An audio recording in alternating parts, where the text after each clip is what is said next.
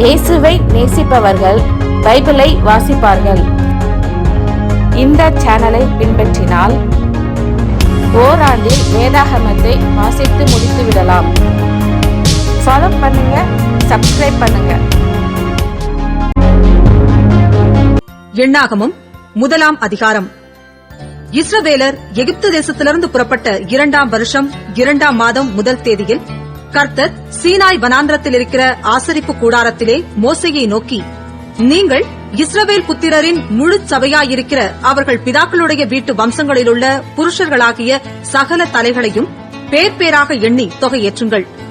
இஸ்ரவேலிலே 20 வயதுள்ளவர்கள் முதல் யுத்தத்துக்கு புறப்படத்தக்கவர்கள் எல்லாரையும் அவர்கள் சேனைகளின்படி நீயும் ஆரோனும் எண்ணி பார்ப்பீர்களாக. ஒவ்வொரு கோத்திரத்துக்கு ஒவ்வொரு மனிதன் உங்களோடே இருப்பானாக. அவன் தன் பிதாக்களின் வம்சத்துக்கு தலைவனாயிருக்க வேண்டும். உங்களோடே நிற்க வேண்டிய மனிதருடைய நாமங்களாவன: ரூபன் கோத்திரத்தில் சேதேயூருடைய குமாரன் எலிசூர், சிமியோன் கோத்திரத்தில் சூரிஷதாயின் குமாரன் செலூமியேல், யூதா கோத்திரத்தில் அம்மினதாவின் குமாரன் நகசோன், இசக்கார் கோத்திரத்தில் சூவாரின் குமாரன் நெத்தனேயேல், செபுலோன் கோத்திரத்தில் ஏலோனின் குமாரன் எலியாப், யோசேப்பின் குமாரராகிய எப்பிராயிம் கோத்திரத்தில் அம்மியூதின் குமாரன் எலிஷாமா, மனாசே கோத்திரத்தில் பெதாசூரின் குமாரன் கமாலியேல், பென்யமீன் கோத்திரத்தில் கீதையோனின் குமாரன் அபிதான், தான் கோத்திரத்தில் அம்மிஷதாயின் குமாரன் அகியேசேர், ஆசேர் கோத்திரத்தில் ஓகிரானின் குமாரன் பாகியேல், காத் கோத்திரத்தில் தேகுவேலின் குமாரன் எலியாசாப், நப்தலி கோத்திரத்தில் ஏனானின் குமாரன் அகிரா. இவர்களே சபையில் ஏற்படுத்தப்பட்டவர்களும் தங்கள் தங்கள் பிதாக்களுடைய கோத்திரங்களில் பிரபுக்களும் இஸ்ரவேலில் 1000 தலைவருமாயிருப்பவர்கள் என்றார். அப்படியே மோசேயும் ஆரோனும் பேர் பேராக குறிக்கப்பட்ட இந்த மனிதரை கூட்டிக் கொண்டு 2ஆம் மாதம் 1 தேதியில் சபையார் எல்லாரையும் கூடிவரச் செய்தார்கள். அப்பொழுது அவர்கள் தங்கள் தங்கள் குடும்பத்தின்படிக்கும் பிதாக்களுடைய வம்சத்தின்படிக்கும் நாமத் தொகையின்படிக்கும் 20 வயதுள்ளவர்கள் முதல் தலைத்தலையாக தங்கள் வம்ச உற்பத்தியை தெரிவித்தார்கள். இப்படி கர்த்தர் கட்டளையிட்டபடியே மோசே அவர்களை சீனாய் வனாந்திரத்தில் எண்ணி பார்த்தான். இஸ்ரவேலின் மூத்த குமாரனாகிய ரூபன் புத்திரருடைய பிதாக்களின் வீட்டு வம்சத்தாரில் 20 வயதுள்ளவர்கள் முதல் யுத்தத்திற்கு புறப்படத்தக்க புருஷர்கள் எல்லாரும் தலைத்தலையாக எண்ணப்பட்டபோது ரூபன் கோத்திரத்தில் எண்ணப்பட்டவர்கள் 46,500 பேர். சிமியோன் புத்திரருடைய பிதாக்களின் வீட்டு வம்சத்தாரில் 20 வயதுள்ளவர்கள் முதல் யுத்தத்திற்கு புறப்படத்தக்க புருஷர்கள் எல்லாரும் தலைத்தலையாக எண்ணப்பட்டபோது சிமியோன் கோத்திரத்தில் எண்ணப்பட்டவர்கள் 59,300 பேர். காத் புத்திரருடைய பிதாக்களின் வீட்டு வம்சத்தாரில் 20 வயதுள்ளவர்கள் முதல் யுத்தத்திற்கு புறப்படத்தக்க புருஷர்கள் எல்லாரும் எண்ணப்பட்டபோது காத் கோத்திரத்தில் எண்ணப்பட்டவர்கள் 45,650 பேர். யூதா புத்திரருடைய பிதாக்களின் வீட்டு வம்சத்தாரில் 20 வயதுள்ளவர்கள் முதல் யுத்தத்திற்கு புறப்படத்தக்க புருஷர்கள் எல்லாரும் எண்ணப்பட்டபோது யூதா கோத்திரத்தில் எண்ணப்பட்டவர்கள் 74,600 பேர். இசக்கார் புத்திரருடைய பிதாக்களின் வீட்டு வம்சத்தாரில் 20 வயதுள்ளவர்கள் முதல் யுத்தத்திற்கு புறப்படத்தக்க புருஷர்கள் எல்லாரும் எண்ணப்பட்டபோது இசக்கார் கோத்திரத்தில் எண்ணப்பட்டவர்கள் 54,400 பேர். செபுலோன் புத்திரருடைய பிதாக்களின் வீட்டு வம்சத்தாரில் 20 வயதுள்ளவர்கள் முதல் யுத்தத்திற்கு புறப்படத்தக்க புருஷர்கள் எல்லாரும் எண்ணப்பட்டபோது செபுலோன் கோத்திரத்தில் எண்ணப்பட்டவர்கள் 57,400 பேர். யோசேப்பின் குமாரரில் எப்பிராயிம் புத்திரருடைய பிதாக்களின் வீட்டு வம்சத்தாரில் 20 வயதுள்ளவர்கள் முதல் யுத்தத்திற்கு புறப்படத்தக்க புருஷர்கள் எல்லாரும் எண்ணப்பட்டபோது எப்பிராயிம் கோத்திரத்தில் எண்ணப்பட்டவர்கள் 40,500 பேர். மனாசே புத்திரருடைய பிதாக்களின் வீட்டு வம்சத்தாரில் 20 வயதுள்ளவர்கள் முதல் யுத்தத்திற்கு புறப்படத்தக்க புருஷர்கள் எல்லாரும் எண்ணப்பட்டபோது மனாசே கோத்திரத்தில் எண்ணப்பட்டவர்கள் 30,200 பேர். பென்யமீன் புத்திரருடைய பிதாக்களின் வீட்டு வம்சத்தாரில் 20 வயதுள்ளவர்கள் முதல் யுத்தத்திற்கு புறப்படத்தக்க புருஷர்கள் எல்லாரும் எண்ணப்பட்டபோது பென்யமீன் கோத்திரத்தில் எண்ணப்பட்டவர்கள் 35,400 பேர். தான் புத்திரருடைய பிதாக்களின் வீட்டு வம்சத்தாரில் 20 வயதுள்ளவர்கள் முதல் யுத்தத்திற்கு புறப்படத்தக்க புருஷர்கள் எல்லாரும் எண்ணப்பட்டபோது தான் கோத்திரத்தில் எண்ணப்பட்டவர்கள் 60,700 பேர்.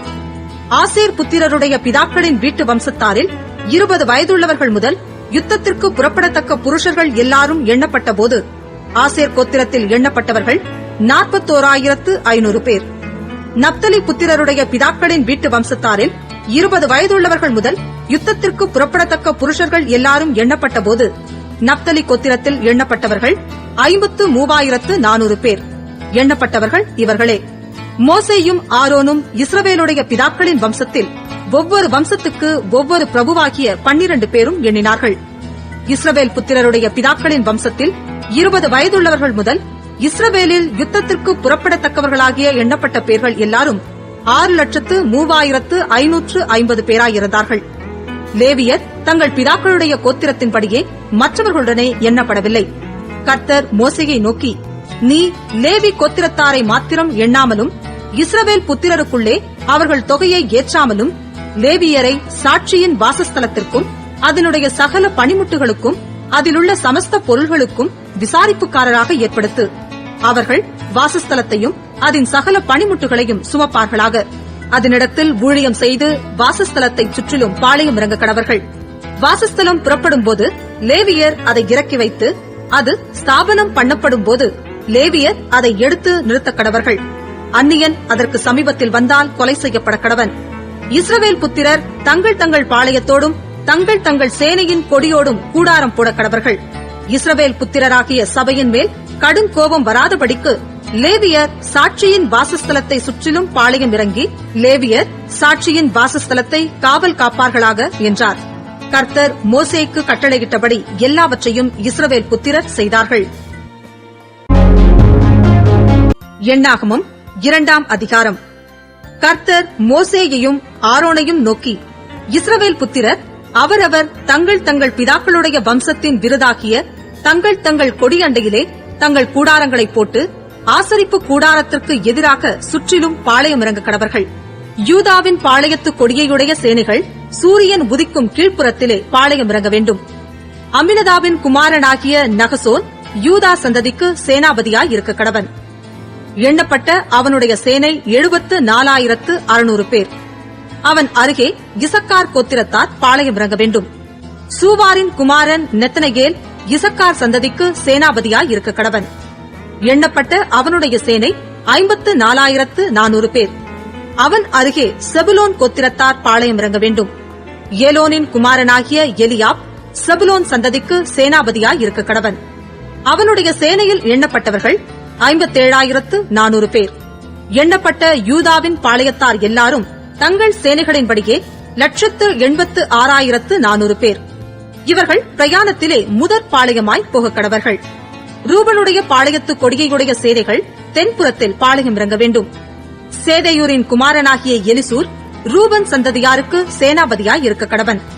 அவனுடைய சேனையில் எண்ணப்பட்டவர்கள் 46,500 பேர். அவன் அருகே சிமியோன் கோத்திரத்தார் பாளையம் இறங்க வேண்டும். சூரிஷதாயின் குமாரனாகிய செலூமியேல் சிமியோன் சந்ததியாருக்கு சேனாபதியாய் இருக்க கடவன். அவனுடைய சேனையில் எண்ணப்பட்டவர்கள் 59,300 பேர். அவன் அருகே காத் கோத்திரத்தார் பாளையம் இறங்க வேண்டும். தேகுவேலின் குமாரனாகிய எலியாசாப் காத் சந்ததியாருக்கு சேனாபதியாய் இருக்க கடவன். அவனுடைய சேனையில் எண்ணப்பட்டவர்கள் 45,650 பேர். எண்ணப்பட்ட ரூபனின் பாளையத்தார் எல்லாரும் தங்கள் சேனைகளின்படியே 151,450 பேர். இவர்கள் பிரயாணத்தில் 2ஆம் பாளையமாய் போக கடவர்கள். பின்பு ஆசரிப்பு கூடாரம் லேவியரின் சேனையோடே பாளையங்களின் நடுவே பிரயாணப்பட்டு போக வேண்டும். எப்படி பாளையம் இறங்குகிறார்களோ அப்படியே அவரவர் தங்கள் வரிசையிலே தங்கள் கொடிகளோடே பிரயாணமாய் போக கடவர்கள். எப்பிராயிமுடைய பாளையத்து கொடியையுடைய சேனைகள் மேல்புறத்தில் இறங்க வேண்டும். அம்மியூதின் குமாரனாகிய எலிஷாமா எப்பிராயிமின் சந்ததிக்கு சேனாபதியாய் இருக்க கடவன். அவனுடைய சேனையில் எண்ணப்பட்டவர்கள் 40,500 பேர். அவன் அருகே மனாசே கோத்திரத்தார் பாளையம் இறங்க வேண்டும். பெதாசூரின் குமாரனாகிய கமாலியேல் மனாசே சந்ததிக்கு சேனாபதியாய் இருக்க கடவன். அவனுடைய சேனையில் எண்ணப்பட்டவர்கள் 30,200 பேர். அவன் அருகே பென்யமின் கோத்திரத்தார் பாளையம் இறங்க வேண்டும். கீதையோனின் குமாரனாகிய அபீதான் பென்யமின் சந்ததிக்கு சேனாபதியாய் இருக்க கடவன். அவனுடைய சேனையில் எண்ணப்பட்டவர்கள் 35,400 பேர். எண்ணப்பட்ட எப்பிராயிமின் பாளையத்தார் எல்லாரும் தங்கள் சேனைகளின்படியே 1,08,100 பேர். இவர்கள் பிரயாணத்தில் 3ஆம் பாளையமாய் போக கடவர்கள்.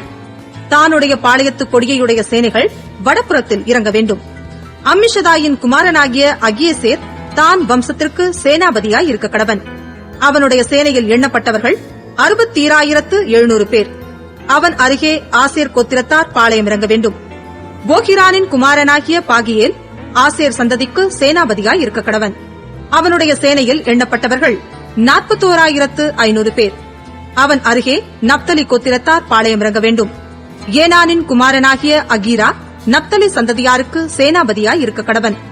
அவனுடைய சேனையில் எண்ணப்பட்டவர்கள் 53,400 பேர். எண்ணப்பட்ட தானின் பாளையத்தார் எல்லாரும் 1,57,600 பேர். இவர்கள் தங்கள் கொடிகளோடே பின் பாளையமாய் போக கடவர்கள். இவர்களே தங்கள் தங்கள் பிதாக்களின் வம்சத்தின்படி இஸ்ரவேல் புத்திரரில் எண்ணப்பட்டவர்கள்.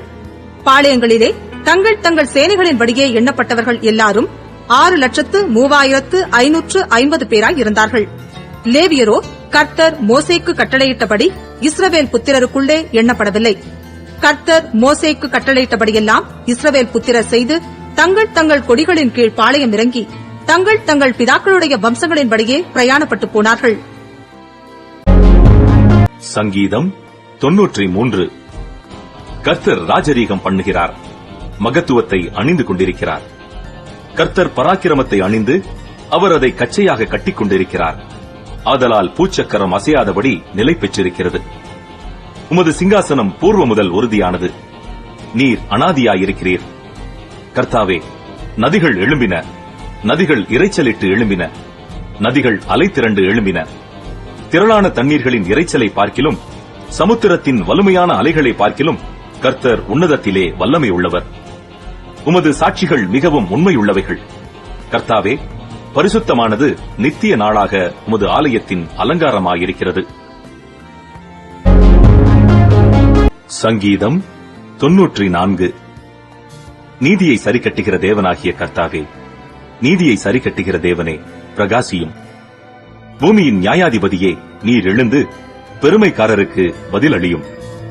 கர்த்தாவே, துன்மார்க்கர் எதுவரைக்கும் மகிழ்ந்து துன்மார்க்கர் எதுவரைக்கும் களி கூர்ந்திருப்பார்கள்? எதுவரைக்கும் அக்கிரமக்காரர் யாவரும் வாயாடி கடினமாய் பேசி பெருமை பாராட்டுவார்கள்? கர்த்தாவே, அவர்கள் உமது ஜனத்தை நொறுக்கி உமது சுதந்திரத்தை ஒடுக்குகிறார்கள். விதவையையும் பரதேசியையும் கொன்று திக்கற்ற பிள்ளைகளை கொலை செய்து கர்த்தர் பாரார், யாக்கோபின் தேவன் கவனியார் என்று சொல்லுகிறார்கள். ஜனத்தில் மிருக குணமுள்ளவர்களே, உணர்வடையுங்கள். மூடரே, எப்பொழுது புத்திமான்களாவீர்கள்? காதை உண்டாக்கினவர் கேளாரோ? கண்ணை உருவாக்கினவர் காணாரோ? ஜாதிகளை தண்டிக்கிறவர் கடிந்து கொள்ளாரோ? மனுஷனுக்கு அறிவை போதிக்கிறவர் அறியாரோ? மனுஷனுடைய யோசனைகள் வீண் என்று கர்த்தர் அறிந்திருக்கிறார். கர்த்தாவே, துன்மார்க்கனுக்கு குழி வெட்டப்படும் வரைக்கும் நீர் தீங்கு நாட்களில் அமர்ந்திருக்க பண்ணி சிட்சித்து உம்முடைய வேதத்தை கொண்டு போதிக்கிற மனுஷன் பாக்கியவான். கர்த்தர் தம்முடைய ஜனத்தை நெகிழ விடாமலும் தம்முடைய சுதந்திரத்தை கைவிடாமலும் இருப்பார். நியாயம் நீதியினிடமாக திரும்பும். செம்மையான இருதயத்தார் யாவரும் அதை பின்பற்றுவார்கள். துன்மார்க்கருக்கு விரோதமாய் என் பட்சத்தில் எழும்புகிறவன் யார்? அக்கிரமக்காரருக்கு விரோதமாய் என் பட்சத்தில் நிற்பவன் யார்? கர்த்தர் எனக்கு துணையாயிராவிட்டால் என் ஆத்துமா சீக்கிரமாய் மௌனத்தில் வாசம் பண்ணியிருக்கும். என் கால் சறுக்குகிறது என்று நான் சொல்லும்போது, கர்த்தாவே, உமது கிருபை என்னை தாங்குகிறது. என் உள்ளத்தில் விசாரங்கள் பெருகுகையில் உம்முடைய ஆறுதல்கள் என் ஆத்துமாவை தேற்றுகிறது. தீமையை கட்டளையினால் பிறப்பிக்கிற கொடுங்கோலாசனம் உமக்கு இசைந்திருக்குமோ? அவர்கள் நீதிமானுடைய ஆத்துமாவுக்கு விரோதமாய் கூட்டம் கூடி குற்றமில்லாத இரத்தத்தை குற்றப்படுத்துகிறார்கள். கர்த்தரோ எனக்கு அடைக்கலமும் என் தேவன் நான் நம்பியிருக்கிற கண்மலையுமாயிருக்கிறார். அவர்களுடைய அக்கிரமத்தை அவர்கள் மேல் திருப்பி அவர்களுடைய பொல்லாப்பி நிமித்தம் அவர்களை சங்கரிப்பார். நம்முடைய தேவனாகிய கர்த்தரே அவர்களை சங்கரிப்பார்.